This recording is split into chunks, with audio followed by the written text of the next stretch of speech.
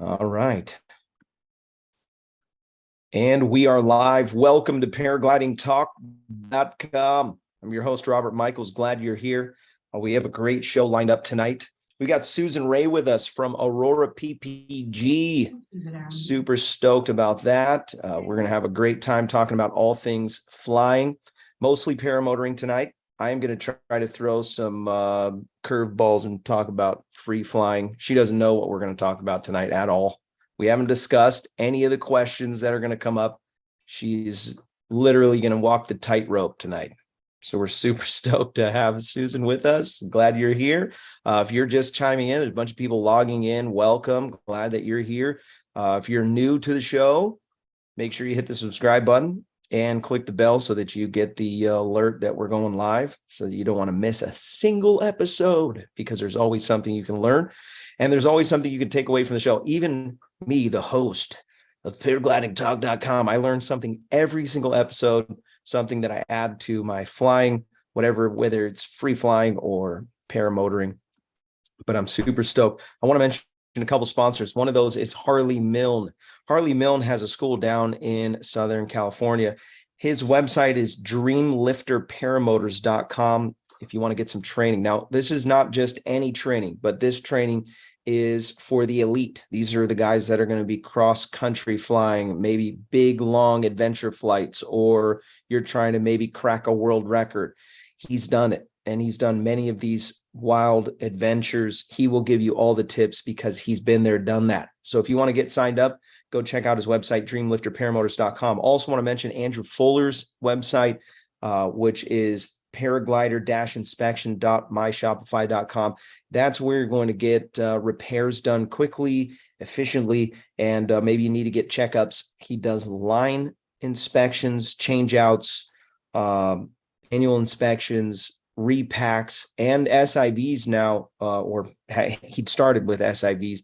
Andrew Fuller, go check out his website. Want to mention PPG Smoke. If you haven't added some trinkets to your flying fun, ppgsmoke.com is the website. If you're looking for the Unity headset, those are out now, and they're flying off the shelf. So he just sent out another batch.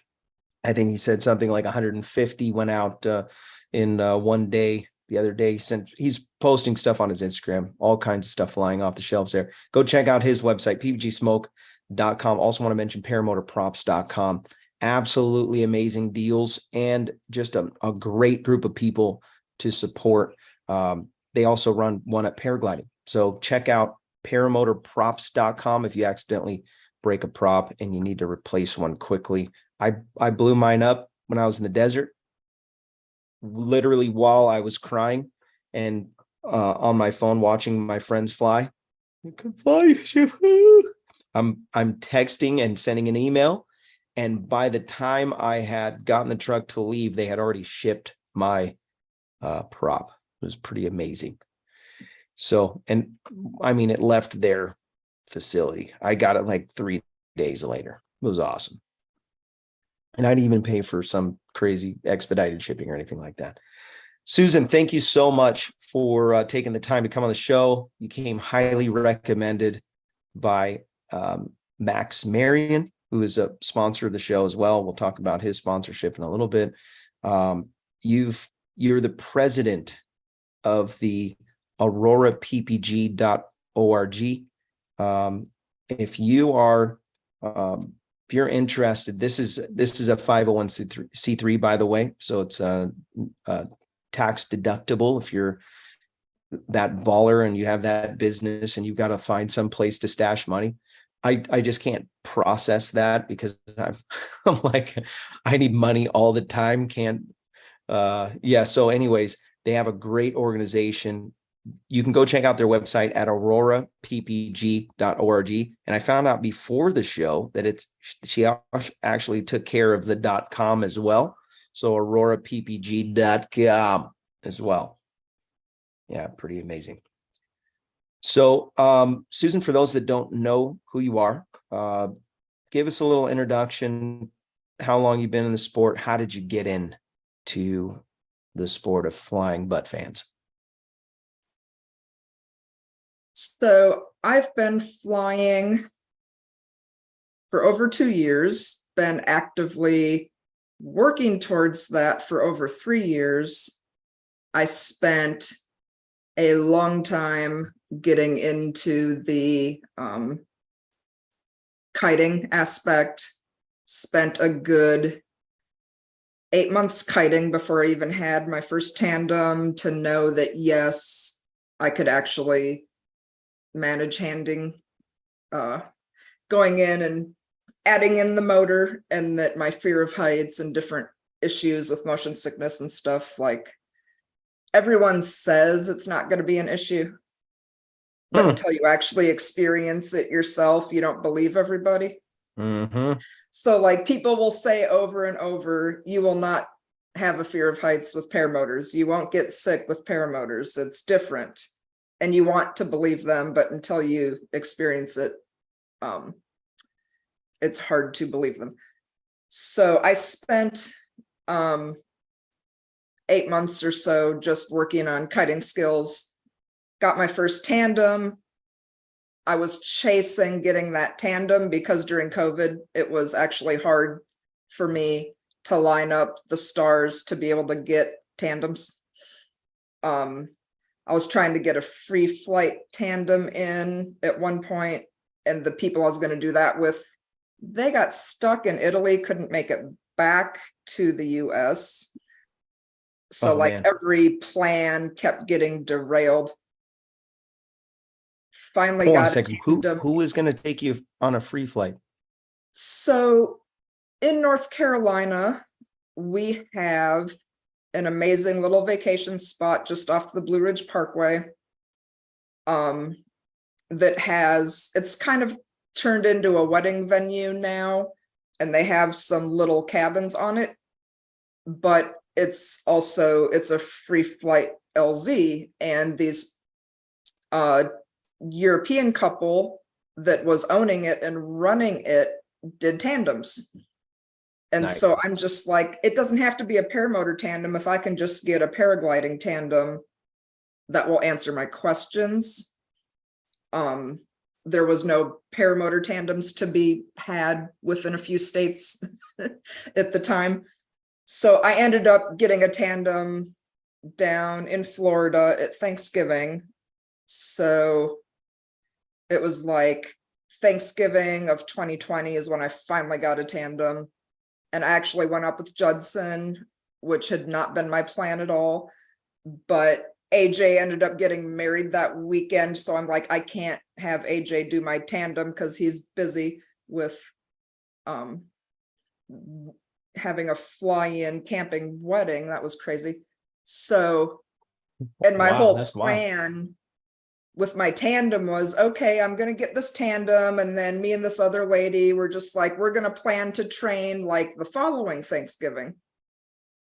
So we both got tandems that weekend. We both had the exact same reaction the minute we landed, which was, I need to train tomorrow. Like, yeah. When can I start? Sign me up now. What have I been doing with my life the last, 50 years? Yeah, that's my little brother right now.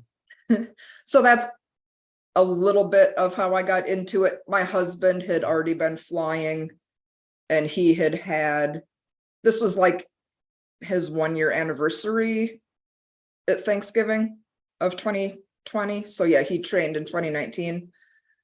And I had been kind of ignoring what he had been doing when he was getting into it. But that was because I was also fighting just to be alive at that point of my life. So I didn't have the bandwidth to pay any attention to paramotoring at first. And actually, so when he was at training, I was recovering from surgery. Oh, wow. Like that's how like crazy the alignment of everything was. Like my life, I mean, I would never have known at that point what it was, how good this side of everything was going to be. And so it's all his fault. That's the short answer to your question. Yeah. You're going to blame him. I see where this is going. Did you get training at the same place as your husband?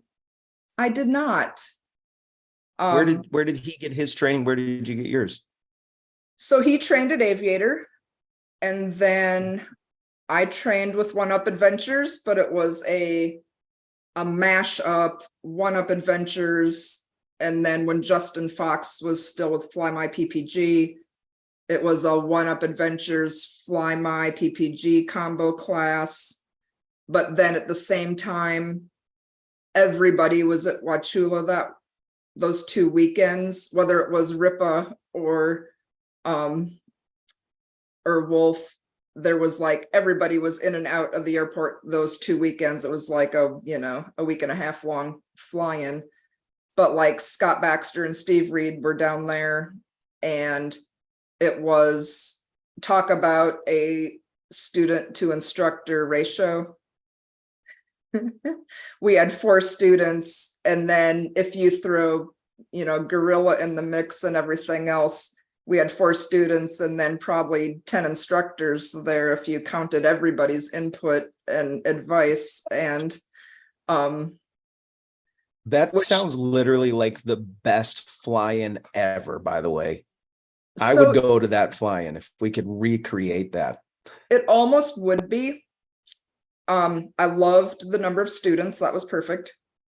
But if you put a bunch of that many instructors together, depending on who they are, sometimes that many personalities, Yeah. a few less instructors might have been better. But yeah. I mean, everything, accounting for everything, I wouldn't change much. There's a couple things I would change, but it's so hard to do your research and try to pick. There is no best school. It's what is the best school for the student, and an individual's learning style combined with the instructor's teaching style. And there's so many variabilities there that I would not change any of it for the world. A couple things from training I would change, but I think I did a really good job picking. Like my original thing was, it's like, okay, I'm going to train with Travis Burns and Kyle Mooney. And then I didn't know yet at that point, when I was first choosing, that Allie was working with them yet. So like this was right when she started working with them. So then by the time I was getting ready for class, I knew. And then when I chose them and signed up, I also didn't have the whole instructor mashup.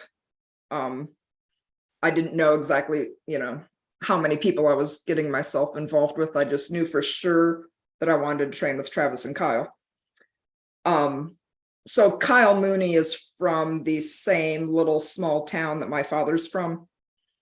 Oh, no way. So when it comes to different Minnesota accents and different words and all this other stuff, like training with Kyle O'Glee, for example, would have been amazing. But I'm like, it would take me an extra 5 seconds to translate what he's telling me into action, just because I haven't been around his accent long enough.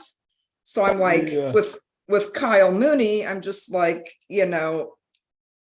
it's the same sense of humor, the same. Oh, that is hilarious. I'm taking out 3 seconds of translation time. But I'm fighting such a really strong urge to imitate both. Do it. Continue. No. So, I mean, all of that, Self-control. It was amazing, and it got me hooked up. So Justin Fox was a really good instructor for me, and he unlocked a couple things that I had been struggling with in my 12 months of kiting before training. So that was like an integral piece. And then amongst some things that happened in training, he was so kind and gracious and let me come up to Michigan for a week. And do some training with him up there.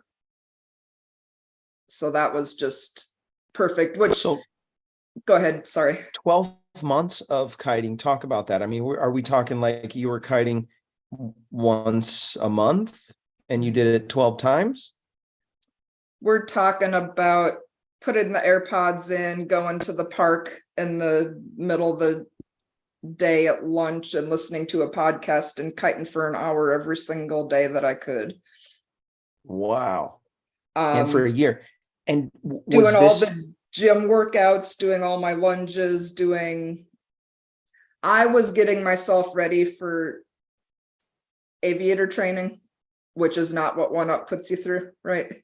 Right. So they do a little boot bit more camp. concierge and try to get you to save your energy for launching, for example. So Yeah. we're not doing wing buddies. I've got Travis and Kyle laying my wing out, I'm not wearing myself out, doing all of that. So what I was training for, and keep in mind, this was also post-surgery, trying to get myself in shape to be able to do this. Okay. I also needed a little bit of time for that.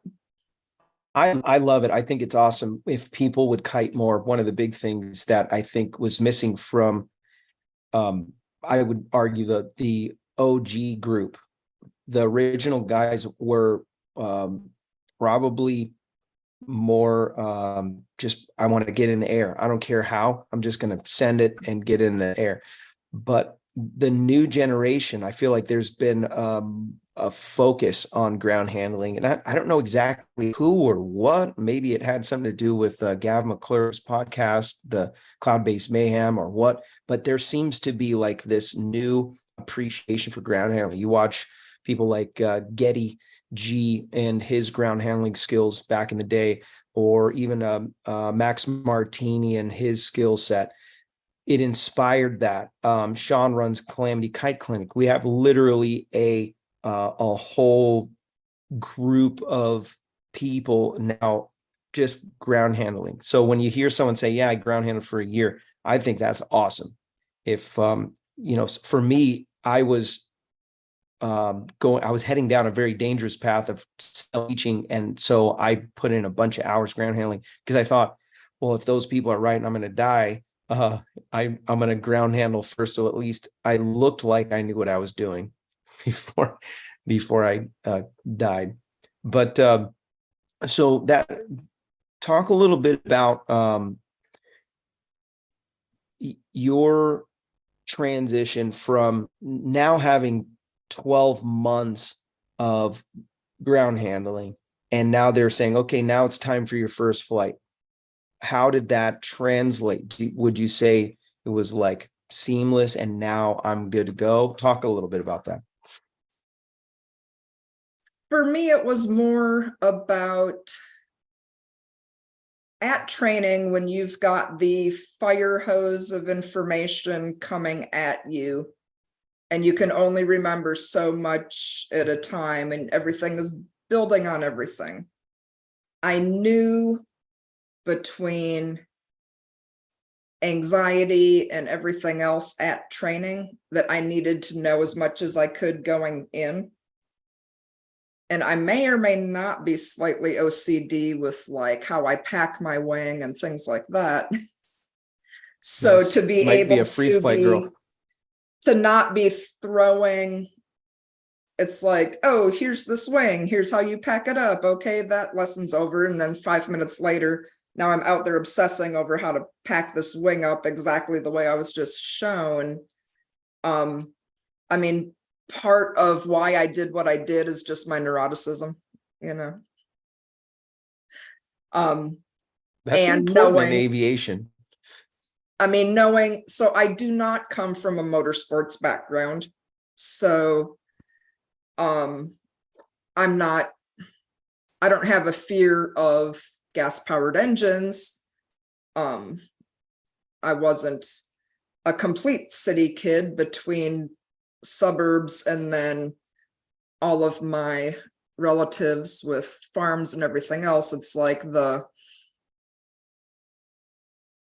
I wasn't I didn't have like some crazy fear of throttles or gas engines or anything like that. But at the same time, I wasn't out ripping around on motorbikes and I wasn't doing a lot of things. So I kind of needed to save my learning curve for adding in the motor, adding in the throttle, getting all of my airspace and weather and all this other stuff that I need to know and that was going to be learning and training to kind of have the bandwidth for that. That's where I kind of did as much front end work as I could. And all of that kiting I was doing was keeping me sane. Yeah. At the time I started kiting, I hadn't officially retired yet. So I was still working through most of that. And still trying to figure out when and how I was going to train with the work schedule I had prior to saying, okay, here's the solution. We get rid of the job. I mean, that's a whole nother, that's a whole nother problem. But I had so many things go wrong at training with other stuff that all of that work I put in, it's not that it backfired because that's invaluable. I would never tell anyone to not do it, but like it didn't gain me anything in the long run. I've been having to take a very slow and steady progression. So that 12 months of kiting just set me up for the patience and perseverance it was going to take to get me to where I'm at right now. Well, here's a question for you. Real quick, Robert. Did you find it as a source of therapy for you? Ground handling and getting to know the wing, and I know it's going to sound freaky and weird, but in a more intimate way. And in other words, you're learning what the wing is telling you from observing. Did you find that in any way therapeutic or? Definitely yes, but also being somewhat of an outdoor sports person, no matter what, having a new thing to do and having a new sport to suck at and having a new thing to have to progress through, not just from a therapeutic sense, but just in a life sense of, having something new to be focused on and sport that I could handle. And it's almost as though, so it's not of getting to know the wing and knowing what the wing is doing. It's using the wing as an instrument to tell you what the wind is doing. And to good way to look at it. And it's just like, because even to be able to, shift your hips without having to think about it. And I mean, all of that stuff pays off, no question. So launching, landing, you're on radio, you're learning, things are happening, you're growing. You've obviously, it sounds like you survived something that is, this is kind of like I've got nothing to lose. I'm going to get into a sport that's kind of dangerous and I'm going to send it or bend it. You're going after it. Talk a little bit about your mindset after the first couple flights when you got your feet off the ground. Well, so I don't see paramotoring as actually being that dangerous in relation to every other everyday thing. Now, of course, I do race one wheels on mountain bike trails, so there's that. But it's like let me just stop you right there. That might be the most dangerous thing that I can come up with next to like wingsuiting through the Alps. So it's paramotoring, the adage of it's as safe as you make it. Like that it is totally true. So what conditions are you flying in?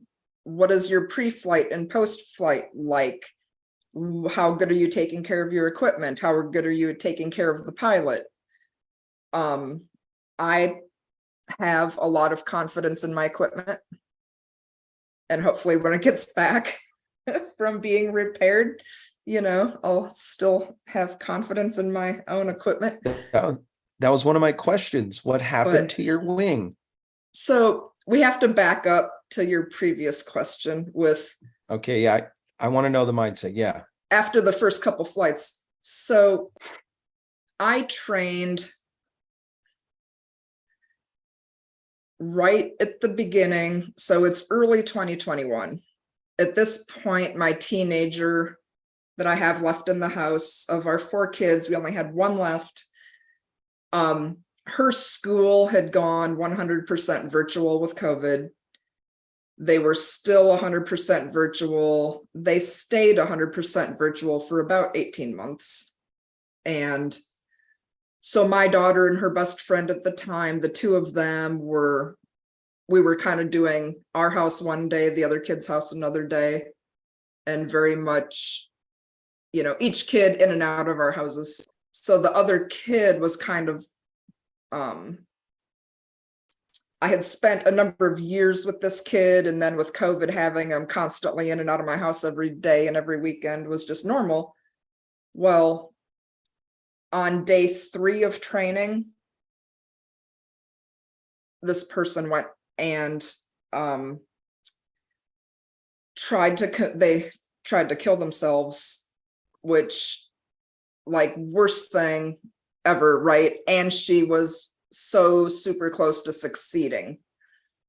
She was like, it's day 3, we're out on the field kiting, my phone is blowing up, this other person's mom is trying to get a hold of me because she wants eyes on my kid, and we want to make sure that there's no pact going on and that everyone is safe. And it was like training day insanity.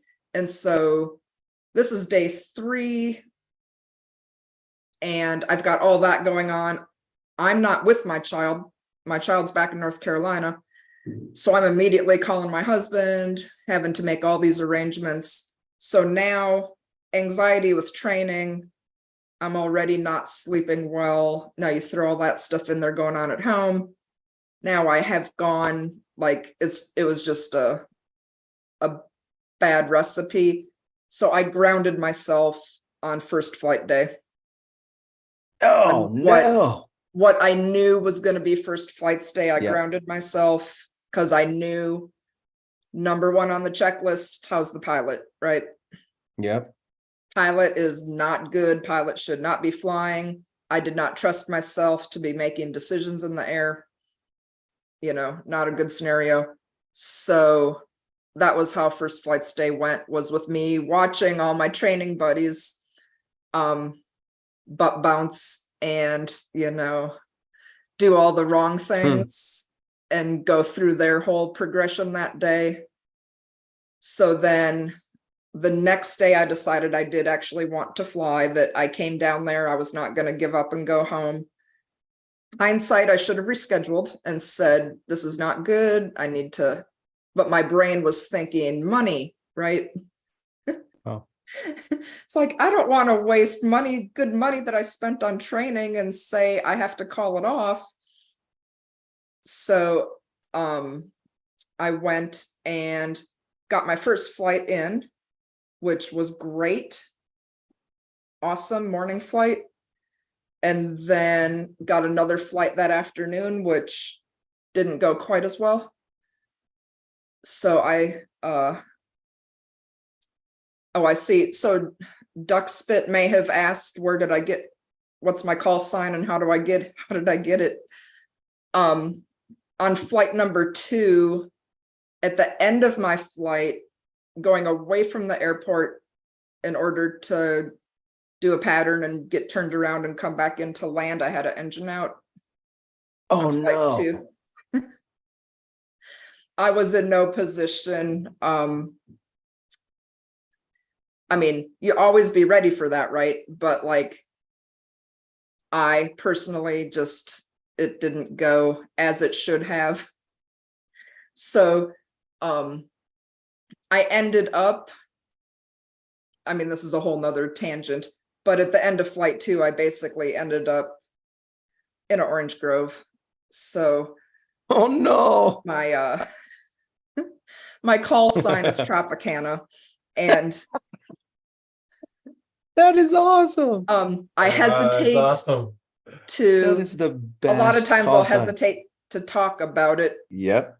in this manner, because I do not ever want like One Up Adventures to ever be blamed for my bad decision making. And well, hold on. What was wrong with people this? like to start breaking things down and pointing fingers. Yeah, and what was that's wrong with the where, motor? Was you it a know. motor issue? Do you let it idle down too long? Wasn't hot enough? What happened? Oh, I mean, I was idling, as I was, yeah. It just, so Oh, someone's telling me to add pressure and I'm going full throttle, nothing's happening. And I see that I just got this prop slowly dying back there. Oh no. I mean, the Atom 80s are so quiet, like, Did you actually land in a tree? no, I didn't land in a tree. The wing did though. So I went through one row of trees, another row of trees, and then landed between Okay. rows of trees. So the trees slowed me down. It worked out. And did you damage the gear? I didn't. Oh, that's Um, good. The frame got bent a little bit. It was not the softest of landings, but And you didn't get hurt. I did. Oh, really? What happened? But we, so this was the other fun thing, was between my adrenal system, all the health problems that I had had previously, I had a whole nutrient deficiency, like nervous system disorder going on that I didn't even know about at the time. So you throw all that stuff in there with an accident and not sleeping, everything else, the whole delayed pain response. I was like up walking around for 36 hours or so before I finally like, my husband, he and my daughter had driven down. I kicked them out to a hotel because I didn't want to be cooking or feeding or worrying about anyone else. And I went to their hotel to take a nice long bath because I had been living at Wauchula for a week without a shower. And I'm like in the bathtub. I end up falling asleep in the freaking bathtub, excuse me. And I fall asleep, I wake up, and it was like a computer being rebooted. And all of a sudden, like I could not walk. The pain was so bad, like everything. We had to drive back and forth to Florida multiple weekends to get all of our stuff. My husband had to fly back down and pick up his car. Like it was like the comedy of comedies with all the things that, had I done the right thing back on day 3 of training and said, you know, I don't need to be doing this week with everything else going on. Pilot health, you know, Brutal. it's like that Let's checklist. take a break and right here. So I have this reminder every time I'm going out to fly. It's like, where's the pilot health at? Yep. And is Far this Well, too that like, falls many along- people. Falls along the lines of complacency too. You learned Right. not to be complacent, not to, if something's not right, I'll think about that, you well, know? Yeah. there is no flight that is worth a 3-month stint of not being able to fly. Yeah. Like, you know, the whole adage of every flight that you don't take, you know, it's like being able to live to fly the next day is sometimes more important. Now, do I always make the right choice? No. Do I sometimes fly when I shouldn't? Yes. But just like right now, it's another reminder to check myself and get back to the practice of first thing on the checklist. Where's the, you know, how's the pilot? Yeah. let's spin the wheel and give some stuff away. Actually, Susan has some stickers that she's gonna throw in the mix as well. I'm gonna give either a paraglidingtalk.com t-shirt or the little trinkets that we've been giving away. 3D printed trinkets, pretty cool stuff. Go ahead and set that wheel up, Sean. We went a little bit No more over. names in the wheel. I'm done Nope. taking names. So if you didn't make the cut, I'm sorry, y'all. You ain't in there. You ain't in there. You ain't in there. If you're trying to be a lurking Larry, you just stay That's in right. lurking Larry. Don't be a You lurking want to Larry. hide in there? Go ahead then. By the way, Ready? the spin of this wheel is brought to you by Nebraska PPG. Josh Bowden, he runs a school there in Nebraska. He's got some incredible wealth of knowledge when it comes to flying sports. And go check out his website. I don't even know what his website is. Go check out the link in the description to get a hold of him. I think it's his Facebook link. Go ahead and let that rip, Sean. Also, want to mention Calamity Kite Clinic. Sean runs that school. CalamityKiteClinic.com is his website. If you're at some of the fly-ins on the East Coast that he's at, you can sign up and maybe get some training. CalamityKiteClinic.com. Learn how to ground handle, be better at ground handling. I think it's one of the best things you can do if you're going to be in a paramotoring or paragliding. It's really important.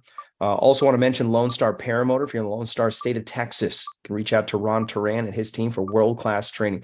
LoneStarParamotor.com is the website, and they got a really good thing going on over there in Texas. Yeah. That's so blurry. Come on, internet. Come on, internet. It looks like Casper PPG. Oh, it is. I'm scared of the noise. Congratulations. That's the wrong sound. No, Casper actually, that's the PPG. right sound. That's for everybody else that didn't win. You see? Oh, okay, got Right. it. I see what you're doing there. So yeah, congratulations, Congratulations. Casper PPG. Casper. You know, Casper's from he's from Minnesota too. Don't you know? Don't you know? You betcha. Yeah, he's over Yeah, there. sure. We got Will Fly donated $5 to the super chat. Resurgence PPG rocks. Thanks, Will Fly. You rock. Really appreciate that. By the way, if you want to support the show on Patreon or PayPal, you can do that by going to the link in the description. And for the price of a cup of coffee, something like that, you can learn something that might save your bacon. Or maybe it's someone else, because it's literally by the people who sponsor the show and the people who donate in the super chat and support the show on Patreon. Those people keep the show going, because I would literally go flying if it wasn't for that. Too real? Oh, it's real around here. It's real good. So Paraglidingtalk.com.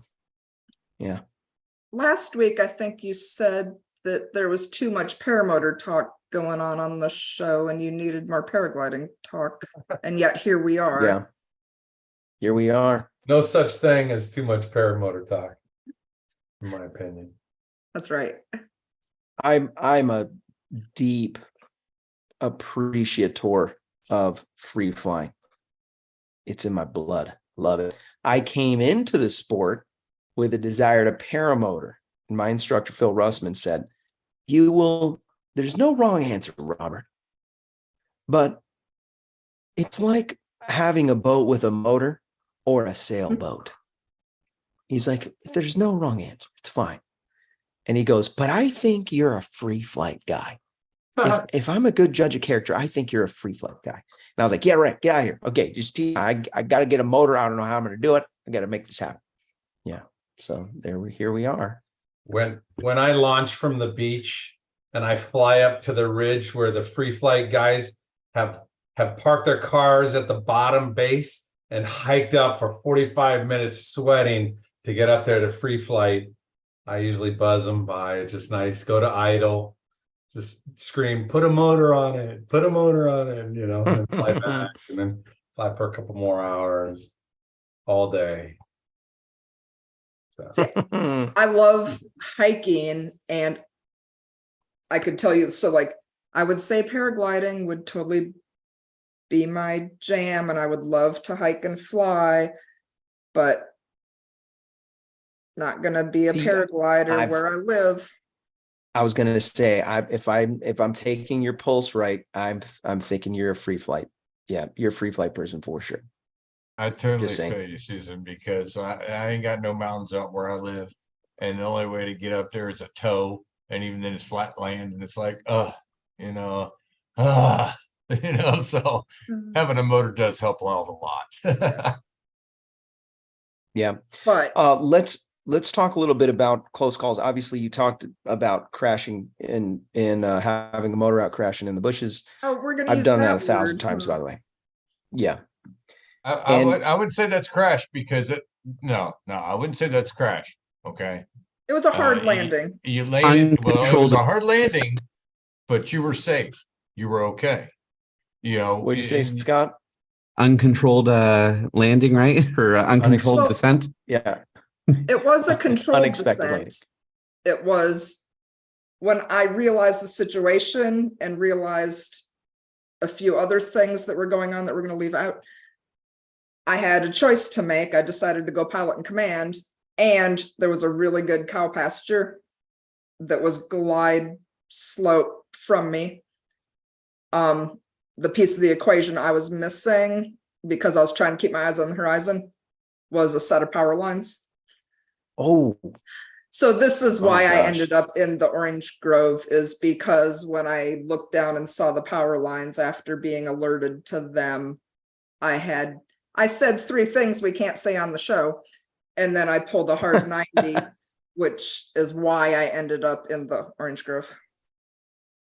but Is it was to save myself from being in power lines. So but was it a was good a good decision. thing though. It was a good decision It and was. you came out of it all right.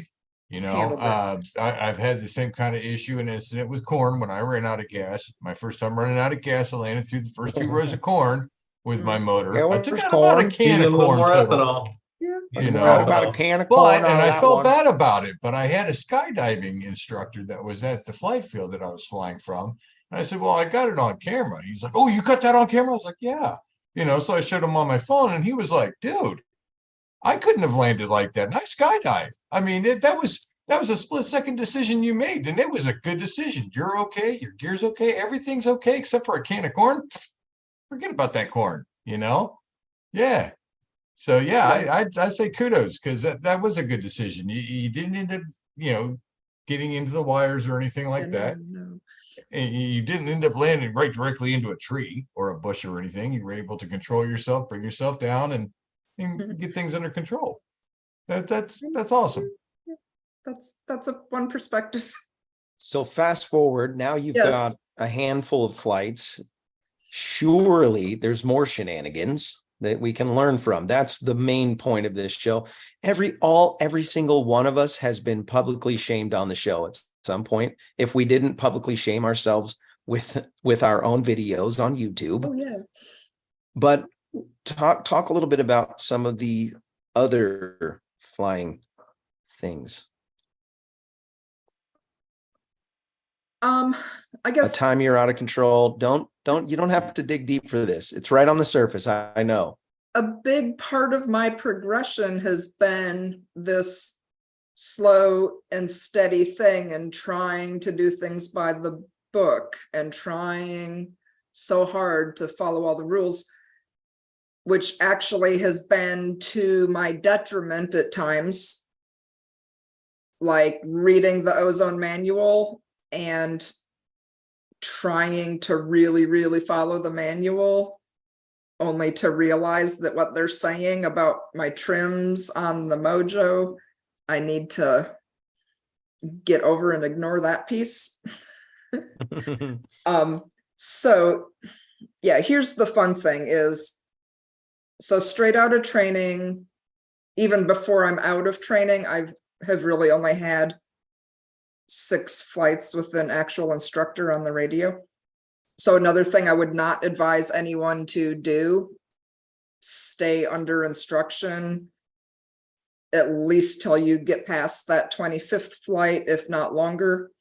A lot of the problems I'm dealing with today are because I only have had 6 flights with an actual instructor on the radio. So as safety conscious as I try to be, that's one of the things that I've still done the wrong way, is to not go back to Justin, Travis, Kyle, whoever, and get more instructor time. Even if it would have cost me more money, it would have been money I would have saved on props and lines and wing repairs. No, that's something that we've talked about on the show before several times about, if you don't spend the money on training, oftentimes you're spending the money on gear. Dang, Oh, that man. is a good point, Sean. I don't But know I if you've did ever spend said the that money on here. training. I I already spent the money on training. I could Both. spend the money on training twice, Yeah. What does your husband think about you flying, by the way? So when he wanted to fly, he had just been doing the whole private pilot's license, doing the small airplane thing. And then he found paramotors, and he was kind of doing all the math on getting a plane, all that. He went down all the YouTube rabbit holes. And so he came to me with this whole argument of why paramotoring, this crazy thing he was going to tell me about, made sense and why he should be able to do it. And I just looked at him and said, how can I support you? How can we make this happen? So when I did that for him, then when I decided I was going to do it, he got set up in a position where he couldn't really say no. And then he also, everything that he experiences every flight, how do you tell someone, no, they can't do that? When it's one of the most amazing things in the world, you can't tell someone else, Yeah. It's like, no, it's not for you. Yeah, I don't want you doing that. Make me I a mean, sandwich. So when he was doing the math on how much cheaper paramotoring is than an airplane, I don't think he had planned on all of those expenses being ×2, Oh, let interesting. alone Okay. me going through equipment at a faster rate than him. Okay, I'm going to speed this question up. Did he Yes. get his plane or no? Not yet. So you But- stalled him from getting his plane. No. I've Wow. actually revitalized the whole plane thing, because Okay. instead of paramotors have now turned into my gateway into other parts of aviation that I had never been interested in. So Okay. now, That same thing happened to me. now I'm just like, okay, we're going to Triple Tree, we're going here, we're going there. Let's get a tail dragger. I want to do backcountry flying, not, this flying from the local airport Yeah. near us thing. I want backcountry grass strip tail dragger airplanes. And if we have to get 2 Huskies, we have to get 2 of them. Nice. I like your attitude. Or we just I'll get talk- him a Rans, but yeah. Talk about your role in Aurora PPG. How did it come to, and what makes your club special? So our biggest focus, number 1, is getting more women and girls into the sport. So that's half of the impetus behind it, but it's really getting focused in also on using our training scholarship as a tool, with using paramotoring for overcoming past trauma and using it for post-traumatic growth. So while we're building as much of a female pilot community as we can, and then also get more people interested in it, get a lot of young girls even seeing that this is a thing they can be doing, that's part of it. And then the other part is getting more people that have had trauma experiences in their life. It heals so many things in so many different ways, whether it's just your horizon viewing and everything that does to the brain, to resetting your vagus nerve, to just everything that outdoor sports do. But then to be able to do the whole, run off the ground into the air thing and conquering. I mean, different people have different issues with throttles and all these different aspects of putting all the pieces together. And it's like, when you can empower people one cylinder at a time, what happens, I don't even know how to describe it from a recovery standpoint with dealing with stuff, of the confidence and the self-confidence that you get after you've just had it torn down and just, be at rock bottom and be able to build up all that confidence and resiliency again. I mean, it is literally a life-changing sport.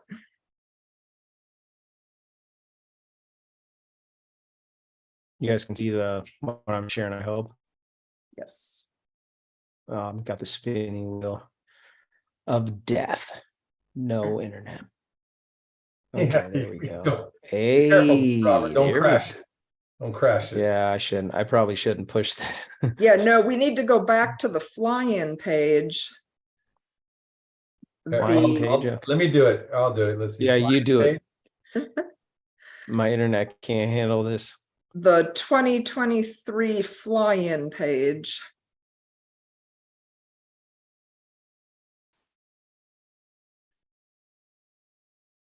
We By the have way, you can do coming- this. You can do this on your own after the show, aurorappg.org or aurorappg.com. In 35 days, we have our first annual fly-in coming up. And Nice. I think you need to have the guys from the Jersey Shore show up. well, so the problem that we have is the Jersey Shore Airport is pretty small, and we've got a very limited number of camp spots actually at the airport. We sold out our camping spots in like 3 days of when we turned on our Wow. pre-registration.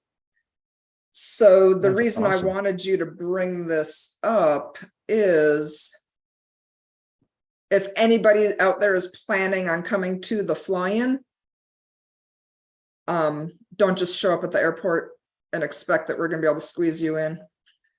Mm. We are Mm-mm. seriously sold out, That's awesome. and we're going to have a balloon person who's local there is going to have their balloon out. We're going to have a food truck. There's some good deals with some local lodging, and yeah, people just still come, but fend for yourselves on where you're staying, because we don't have any more room at the inn. Wow, that's awesome. You're going in the stable, but we don't even have a stable. Did you already say or tell us how many you're expecting, or how many have signed up already, or what do you got? So it's first annual fly-in. We have no idea how many to expect. We have some interesting cross countries planned, and we're gonna have the little rubber ducks that people put on Jeeps right now. So like when you Yeah. register at the fly-in, you'll get your first duck with a number on it. And then you'll be able to earn ducks doing a couple other things, but then we're gonna have a duck drop. So instead of doing bean bags or flower drop or whatever, we're doing a duck drop. So that's gonna be one of the fun things that we'll be doing. Right now we have, trying to remember, like 32 pilots, but I would say that are actually pre-registered right now. I would anticipate we'll end up with at least 50, but yeah, we don't know what to expect this year. So Pretty awesome. it's gonna be I a want to good mention time. Max Acro. maxacro.com is the website. If you want to get maybe a SIV under your belt, they're going to have quite a few signups. I know that there's a recent one actually it's coming very soon. I want to say it's in 2 weeks, but anyways, go to maxacro.com and see what class you can sign up for. I know they're going to do one in like Turkey or something like that. There's all kinds of cool stuff going on their website, but best SIV that I did my SIV with them. Incredible. You're going to feel really good after you walk away from it because it is such a cool experience. Now, I was anti SIV, honestly, before I got in. I went and did this, and Max just kind of walked up. He's like, "Hey, we're doing an SIV. You should go. You should really think about it, man. Come hang out with us. Come do it." I'm like, you know what? I got the whole church thing to do on Sundays, so I can't do the full thing. I would have to come like Thursday, Friday, Saturday, leave Saturday after the morning session. He's like, "Yeah, do it. We're all about it." And so it was incredible. I walked away with just a new appreciation for my wing. I had a confidence that I didn't have before, where a lot of times, I'm being straight up with you. I would feel intimidated by the air. I'd be flying Blossom in the summer and people are telling me all different, I'm hearing all kinds of different noise from different directions about what my wing's going to do in certain situations. All that stuff got cleared up very quickly with an SIV. So sign up with Max today. Also want to mention Resurgence PPG, resurgencepppg.com. If you're interested in supporting our men and women of uniform, you can do that by making a tax deductible donation to resurgencepppg.com. They are amazing. They have a great organization. By donating, you're supporting our men and women of uniform, and you're doing something for the community and the flying community, and it's good juju. So support Resurgence PPG. They are amazing. I see Flying Flamingo Jade in the chat. Jade, I hope you're doing really well. Hope you're recovering quick, and I'm stoked to see you in the chat. Yeah. So I'm so happy that she's home, and I can't wait to see her in about 2 weeks. Yeah, you and her both Minnesotians.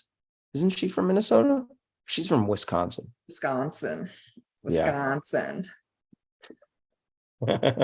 I should bring her a casserole, huh? Bring her a tater tot hot dish. Some cheese. Yeah. She's got enough of that. Yeah.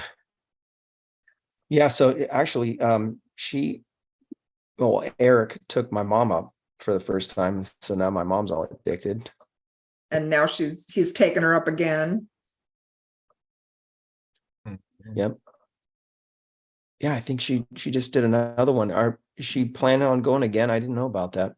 Oh no, I'm saying flying over there. She did last year Memorial Day, and then this year. Oh yeah. Both. Yeah, and that's my brother went, and now he's begging me to send one of my old wings to him.